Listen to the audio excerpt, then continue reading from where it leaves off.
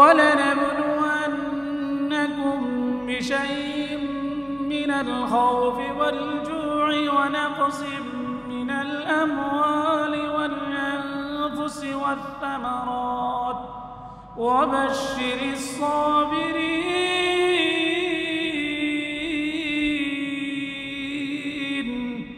الَّذِينَ إِذَا أَصَابَتْهُم مُّصِيبَةٌ قَالُوا إِنَّا لِلَّهِ وَإِنَّا إِلَيْهِ راجعون আল্লাহু আকবার। আল্লাহ বলেন ওয়ালানাবলুওয়ান্নাকুম বিশাইইন, অবশ্যই অবশ্যই আমি তোমাদেরকে পরীক্ষা করব। মিনাল খাউফ, কোন সময় আমি তোমাদেরকে ভয় দ্বারা পরীক্ষা করব। ওয়াল জু', কখনো ক্ষুধার্ত অবস্থায় ক্ষুধার্ত রাখা পরীক্ষা করব। অনাকসিম মিনাল আমওয়াল, কখনো তোমাদের ধন সম্পদের সন্তান সন্ততিদের ক্ষয়ক্ষতির মাধ্যমে। ওয়াল আনফুসি ওয়াস সামারাত, কখনো তোমাদের ক্ষেতের ফসলাদি জমি দ্বারা তোমাদেরকে পরীক্ষা করব। এই পরীক্ষাগুলি তোমাদেরকে করব, করার পরে যারা তোমরা সবর করবা, ধৈর্য ধারণ করবা, তাদের জন্য একটা সুসংবাদ। আল্লাহ বলেন ওয়াবাশশিরিস সাবিরিন,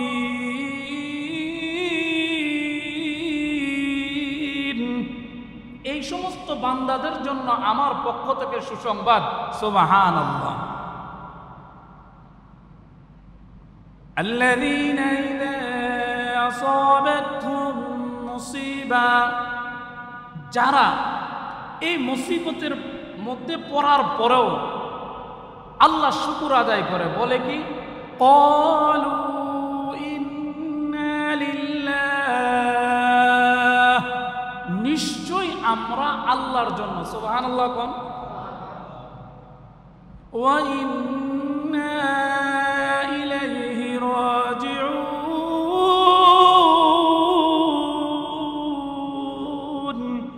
এবং আল্লাহর দিকে আমাদেরকে ফিরে যেতে হবে, আল্লাহর কাছে যেতে হবে। যে কোনো মুসিবতে আলহামদুলিল্লাহ আল্লাহর পক্ষ থেকে যা আসছে এটা আমার তকদিরে ছিল, আল্লাহ পাক আমার জন্য ভালো করছেন, মঙ্গল করছেন, পছন্দ করছেন, এই জন্য আল্লাহ আমাকে দিছেন। এইটাতে যারা পেরেশান হয়ে যায়, অস্থির হয়ে যায়, এরা পরীক্ষায় ফার্স্ট না ফেল? ফেল। আর যারা এই মুসিবতের মধ্যে ধৈর্য ধারণ করে তারা ফার্স্ট। যেমন ধরেন একজন মানুষকে আল্লাহ তাআলা জান্নাতে, একটা উদাহরণ, ৬,৬৬৬ তালার একটা বাড়ি দিবে, কিন্তু ওই বান্দা যে পরিমাণ আমল করতেছে, এই আমল দ্বারা সে ওই বাড়িতে পৌঁছানোর যোগ্যতা তার নাই, কিন্তু আল্লাহ তারে দিবে। কিন্তু দিবে যে আল্লাহ কিভাবে দিবেন? তার আমল দ্বারা তো সে পাওয়ার যোগ্য না। হাদিসে আছে, মুফাসসিরিনে কেরাম বলেন, এই বান্দাটাকে আল্লাহ জান্নাতের সেইখানে পৌঁছানোর জন্য আল্লাহ কখনো তাকে অভাব দেন, কখনো তাকে মুসিবত দেন, কখনো তাকে পেরেশানি দেন, কখনো তাকে অভাব দেন, কখনো অসুস্থতা দেন, কখনো ছেলে মেয়ের দুঃখ যন্ত্রণা তাকে দেন। এমন ভালো ভালো মানুষ আছে দেখবেন, ছেলে কথা শোনে না, মেয়ে কথা শোনে না, মেয়ের ২-৪টা বিয়ে হয়েছে, এরকম আছে না নাই? জোরে বলেন। তালাক প্রাপ্ত হয়ে ঘরে ফিরে আসছে, ছেলেটার কথাই শুনে না, বাবার নাম শুনলেই ছেলের গায়ে আগুন ধরে, এরকম আছে না নাই? কিন্তু লোকটা ৫ ওয়াক্ত নামাজি। এমন ভালো মানুষ, তার পরিবার অসুস্থ, নিজে অসুস্থ। এই যে সমস্ত পেরেশানিগুলি আল্লাহ একজন মানুষকে দিয়ে রেখেছে, কয় মনের দুঃখে মনে আছে, কারে বলবো দুঃখের কথা? কে শুনবে দুঃখের কথা? কিন্তু দুঃখের কথা শুননেওয়ালা একজন আছে না নাই? জোরে বলেন। এই দুঃখের অবস্থায় একজন জাননেওয়ালা আছে না নাই? আছে। তো আল্লাহ বলেন, এই মানুষটাকে যে এই মুসিবতের মধ্যে রাখছি, পেরেশানির মধ্যে রাখছি, বান্দা হয়তো মনে করতে পারে আয়রে আল্লাহ, দুনিয়াতে কত মানুষকে আমি আরামে রাখছি, শান্তিতে রাখছি, কত আনন্দের মধ্যে রাখছি, আর আমাকে আল্লাহ, আমি ৫ ওয়াক্ত নামাজ পড়ি, ইমানদার, অথচ আল্লাহ আমাকে এত পেরেশানির মধ্যে রাখছেন। আল্লাহ কেন রাখছেন? আল্লাহ, আমি তো এটা সহ্য করার মতো ক্ষমতা আমার নাই। আল্লাহ বলে, বান্দা তুই বুঝোস না, তুই বুঝোস না তোরে পেরেশানি দিয়ে রাখছি, এই দুনিয়ার ক্ষণস্থায়ী সুখ শান্তি থেকে তোরে দূরে রাখছি, কিন্তু এর বিনিময় তুই যদি ধৈর্য ধারণ করতে পারস, ওই যে জান্নাতের মধ্যে তোর জন্য যে বাড়িটা আমি রাখছি, আমি আল্লাহ, তুই খালি মরতে দেরি, তোরে সেই বাড়িতে পৌঁছাতে দেরি নাই। সুবহান সুবহান।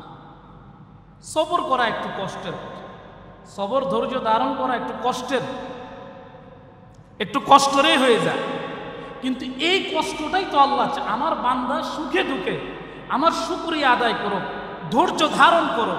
কারণ আল্লাহ নিজেই বলছেন, আরেক জায়গার মধ্যে আছে আলিফ লাম মিম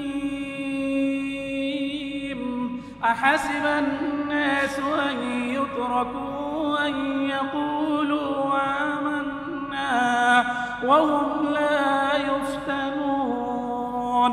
আল্লাহ বলেন, বান্দা তুমি ইমানদার দাবি করবে, মুমিন দাবি করবে, আর আমি আল্লাহ তোমারে পরীক্ষা করব না, এটা হইতেই পারে না, এটা হবেই না। যখনই তুমি ইমানদার দাবি করবে, যখনই ইমানের দাবি করবে, তুমি যে যোগ্যতা সম্পূর্ণ ব্যক্তি, তোমার যোগ্যতা অনুযায়ী তোমাকে আল্লাহ পরীক্ষা করবেন। সুবহানাল্লাহ, পরীক্ষা করবেন। কাউকে আল্লাহ পরীক্ষা করতেছেন ছেলে মেয়ে দ্বারা, কাউকে আল্লাহ ব্যবসা বাণিজ্য দ্বারা, কাউকে আল্লাহ অর্থ সম্পদ দ্বারা, কাউকে আল্লাহ নিজের বিবি দ্বারা, নিজের স্ত্রী, নিজে এমন ভালো মানুষ, এমন শরীফ মানুষ, ভদ্র মানুষ, কিন্তু স্ত্রী একটা দিয়ে দিছে এমন খবিস, ইবলিসরেও হার মানায়। এরম আছে না নাই? জোরে বলেন তো, আছে। এই পৃথিবীর মধ্যে পুরুষের জন্য আল্লাহ তাআলা সবচেয়ে সুখের জায়গা, সবচেয়ে নিরাপদ জায়গা, শান্তির জায়গা বানাইছেন আল্লাহ নিজের আপন স্ত্রীরে। সুবহানাল্লাহ, আরেকটু জোরে কন সুবহানাল্লাহ। অনেক কর্মঠ ছেলে, দায়িত্ববান ছেলে, খারাপ স্ত্রীর কারণে এই কর্মঠ ছেলেরা পর্যন্ত অকর্মা আর নিষ্কর্মা হইয়া শেষে নেশাগ্রস্ত হয়ে যায়। ঠিক কিনা? জোরে বলেন। আবার অনেক নেশাগ্রস্ত, অভদ্র, অসভ্য, উশৃঙ্খল ছেলে, এই জাতীয় ছেলেরাও একজন নেককার স্ত্রীর কারণে তার জিন্দিগিটা পরিবর্তন হইয়া ইমানদারের জিন্দিগি হয়ে যায়। সুবহান। এরকম বহু আছে। আর হাদিসে আছে, الدنيا كلها متاع وخير متاع الدنيا المرأة الصالح। নবীজি বলেন, এই পৃথিবীতে আমি যত কিছু ব্যবহারের সামগ্রী বানাইছি, এর মধ্যে উত্তম সামগ্রী, ব্যবহারের উত্তম সামগ্রী হইল নেককার স্ত্রী। সুবহানাল্লাহ, নেককার স্ত্রী। যেই ব্যবহারের সামগ্রীর মধ্যে উত্তম হইল নেককার স্ত্রী, এই কথাটা বলছেন আমার আপনার নবী, কলিজার নবী, বিশ্ব নবী জনাবে মুহাম্মদুর রাসূলুল্লাহ সাল্লাল্লাহু আলাইহি ওয়াসাল্লাম। এই কথার মধ্যে কোনো সন্দেহ নাই। ঠিক কিনা? জোরে বলেন। কোনো সন্দেহ নাই। কথাটা কার? নবীজির। আমার এখনো মনে আছে, আমরা যেই বছর মদিনা শরীফে গেছি, তো একটা ছেলে কিছু পচা গলা আঙ্গুর নিয়ে মদিনা শরীফের রাস্তার মধ্যে বেচতেছে। তো কিছু পাকিস্তানি হাজি, কিছু বাঙালি হাজিও আছে। তো আমাদের বাঙালিদের তো একটু স্বভাব আছে যে হাতায় হুতায় দেখি, আবার এটার দুষ্গুণ বর্ণনা করে, ধরো বেটা এটা কি পচাবি জিনিস বেচতে লয়েছ। সৌদি আর জিনিসটা এত পচা থাকে না, তারপরও ওই দেশ অনুযায়ী দাগ টাক লাগান। তো এই ছেলেটা বেশি বড় না, ধরেন না 10-12 বছরের এতটুকু। তো বাঙালি একজনে কইতেছে এটা তো পচা, এরম টেরম। এটা ওই ছেলে তো আরবিতে বলতেছে, বাঙালি তো বাংলা ভাষায় বলতেছে, কিন্তু তার চেহারার ভাব ভঙ্গিমাতে ওই যুবক ছেলেটা বুঝে গেছে যে আমার আঙ্গুরের দোষ বলতেছে। এই জন্য সে একটা হাদিস পড়ে বলতেছে, ওই আঙ্গুরওয়ালা হাদিস পড়ে বলতেছে, হাজা মুহাম্মদুর রাসূলুল্লাহ সাল্লাল্লাহু আলাইহি ওয়াসাল্লাম, হাজা মদিনা। আরে মদিনা শরীফের মধ্যে মদিনার খেজুর রে তুই নষ্ট কইতেছস, পচা কইতেছস, তোর মতো বিক্রেতার কাছে আমি বেচব না, দেখ। সুবহানাল্লাহ কোন। মদিনা শরীফে আইয়া নবীর রওজার আথারের পাশের খেজুর রে তুই নষ্ট কইতেছস, পচা কইতেছস, তুই নবীর খাতিরে হইল খেজুরগুলি নিয়ে জানা। এই খেজুর তো আর দুনিয়ার কোন জায়গার খেজুর না, এটা মদিনা আঙ্গুর না, এটা মদিনা শরীফের আঙ্গুর। সুবহানাল্লাহ। ওই বেটা, ওই যুবক আর ওই লোকের কাছে আঙ্গুর বেচেই নাই। পরে আমি ওই ছেলে যা বলতেছে আমি বুঝছি, আমি বলতেছি এই ছেলেটা আরবি ভাষায় বললেন যে আঙ্গুরের দোষগুণ যাই থাকুক সেটা তো পরের কথা, এটা তো মদিনার আঙ্গুর। এই কথাটা আমার দিলের মধ্যে এমন আসর করছে, আরে মদিনার আঙ্গুর যদি পচাও হয় হোক না, এটা তো তাও তো এটা মদিনার আঙ্গুর। সুবহানাল্লাহ। তো মুহতারাম হাজিরিন, এই মদিনা শরীফের ভিতরেও মক্কা শরীফের মধ্যেও যারা দেখবেন রাস্তায় এরকম ভাবে বিছাইয়া বিক্রি করে, এক মদিনা শরীফ মক্কা শরীফে হেরমের সামনে আবু জাহেলের বাড়ির পাশে একটা লোক মেসওয়াক বেচতেছে। যতবার যত কাস্টমার আসে প্রত্যেকটা কাস্টমাররে নবীজির একটা করে হাদিস শোনায় দেয়। সুবহানাল্লাহ। ওই যে মেসওয়াক হাদিস হইল ওইটা, মেসওয়াক করলে 70টা ফায়দা। সবচেয়ে বড় ফায়দা হইল যে ব্যক্তি সব সময় মেসওয়াক করে আল্লাহ পাক মৃত্যুর সময় তাকে কালেমা নসিব করান। সুবহানাল্লাহ। যেই লোকটাই মেসওয়াক হাতায় ওই লোকটাকেই মদিনার ওই মক্কার মেসওয়াক বিক্রেতা সাথে ওই হাদিস শোনায় দেয়। সুবহানাল্লাহ। তা আমি মনে মনে চিন্তা করলাম, আল্লাহ এই লোকটা কতবার নবীজির হাদিস সে পড়তেছে, ঠিক কিনা জোরে বলেন। এই জন্য আল্লাহ তাআলা আমাদেরকে কথাটা বলার উদ্দেশ্য হইল, কথাটা কার? নবীজির। আচ্ছা, আলহামদুলিল্লাহ।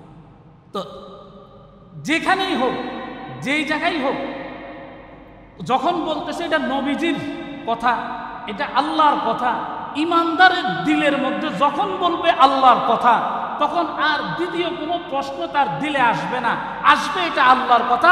আল্লাহ বলছে এই কথাটা আমাকে মানতেই হবে, ঠিক কিনা জোরে বলে। এই জন্য নবীজি বলতেছেন এই দুনিয়ার মধ্যে সবচেয়ে উত্তম ব্যবহারের সামগ্রী হলো নেককার স্ত্রী। এই কথার মধ্যে কোনো কি নাই, সন্দেহ নাই। সুবহানাল্লাহ। মুহতারাম হাজিরিন, এই জন্য আল্লাহ তাআলা আমাদেরকে যত নিয়ামতের মধ্যে ডুবিয়ে রাখছেন, একটা নিয়ামতের শুকর আদায় করে শেষ করা আমাদের পক্ষে সম্ভব না। মুহতারাম হাজিরিন, শেখ সাদি রহমতুল্লাহ আলাইহির আপনারা নাম শুনছেন নি? একজন বিশ্ববিখ্যাত কবি। আরেকজন বুজুর্গ ছিলেন ইমাম দাব্বাগ রহমতুল্লাহ আলাইহি। উনি বহুত বড় মুহাদ্দিস ছিলেন, হাদিসের হাফেজ। এই ইমাম দাব্বাগ রহমতুল্লাহ আলাইহি উনি জঙ্গলের মধ্যে সারাদিন হাদিসের দরজ দিতেন। অবসর সময় জঙ্গলের মধ্যে লাকড়ি টাকড়ি টুকাইতেন। তো উনার কাছে দূর দূরান্ত থেকে অনেক ছাত্র আসত পড়ার জন্য। একবার একজন ছাত্র আসছে, আর উনার ঘরের কাছে যাওয়ার পর ঘরের ভিতর থেকে এমন অকাথ্য ভাষায় গালিগালাজ, হ্যাঁ তুমি কই থেকে আইছো? সে বলতেছে আমি হাদিস শেখার জন্য হুজুরের কাছে আইছি। হ্যাঁ তুমি হুজুরের তো কোনো খাইয়া দেয় কোনো কাম নাই, কিছু সময় এলে মাদ্রাসায় যায়, কি পড়ায় আল্লাহ জানে, এরপরে জঙ্গলে কাঠ লাকড়ি টুকাইতে যায়, সারাদিন এইভাবেই যায়। মহিলারা যা বলে আর কি তা বইলা টইলা। এখন বাহির থেকে ওই ছাত্র মনে করতেছে ব্যাপার কি, আমি কি আসলে সঠিক জায়গা মতো আসলাম না ভুল জায়গায় আসলাম, আর কার কাছে আসলাম? তো একটু দূরে যায় গ্রামের একজনে জিগায়, আসলে আমি ইমাম দাব্বাগ রহমতুল্লাহ আলাইহির কাছে যে আসছি, উনি কি সে তার বাড়ি? এটা তার বাড়ি? বলে হ্যাঁ তার বাড়ি।